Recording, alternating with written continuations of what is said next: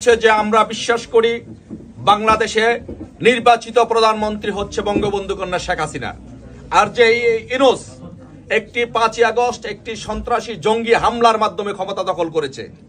তাই আমরা শেখ হাসিনা সংগ্রাম পরিষদ আজকে থেকে আমরা কর্মসূচি ঘোষণা করেছি যে আমরা ধারাবাহিকভাবে কর্মসূচি পালন করব।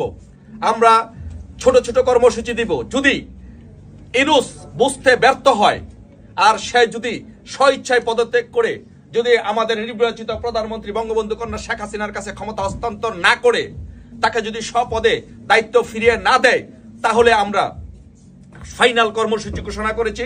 আপনারা জানেন যে আমরা কর্মসূচি ঘোষণা করেছি। সেই কর্মসূচিগুলো আপনাদের উদ্দেশ্যে আবারও আমি ছোট করে বলছি যে আপনারা যে 27শে অক্টোবর বাংলাদেশে এবং প্রবাসে প্রতিবাদ মিছিল হবে।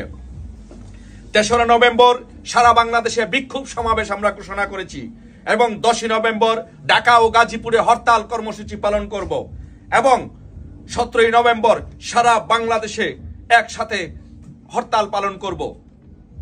তাও যদি ইউনূস বুঝতে ব্যর্থ হয় এবং পদত্যাগ না করে, তাহলে 17ই নভেম্বর সারা বাংলাদেশে আমরা হরতাল পালন করব।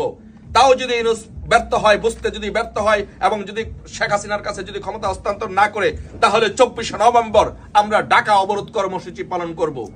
তারপরে যদি ইউনূস তার যদি বোধোদয় না হয়, সে যদি পদত্যাগ না করে, তাহলে 1লা ডিসেম্বর সারা বাংলাদেশে আমরা কমপ্লিট শাটডাউন করব। সারা বাংলাদেশে কমপ্লিট শাটডাউন হবে 1লা ডিসেম্বর। আর যদি আমাদের নেতাকর্মীদের উপরে কোনো অত্যাচার নির্যাতন করা হয় এবং সে যদি পদত্যাগ না করে, তাহলে 8ই ডিসেম্বর আমরা মার্চ টু যমুনা কর্মসূচি ঘোষণা করেছি। আমরা যমুনা ঘেরাও করব। যমুনাতে আমরা যাব। সারা বাংলাদেশে আমাদের শেখ হাসিনা সংগ্রাম পরিষদের নেতাকর্মীদের প্রতি নির্দেশনা রইল সবগুলো পয়েন্টে পয়েন্টে আমরা অবস্থান কর্মসূচি পালন করব। প্রত্যেকটা এয়ারপোর্টে আমরা অবস্থান নিব। প্রত্যেকটা এয়ারপোর্টে আমরা পাহারা বসাবো। প্রত্যেকটি জায়গায় জায়গায় আমরা পাহারা বসাবো, যেন ইউনূস এবং এই উপদেষ্টা পরিষদ যেন পালাতে না পারে।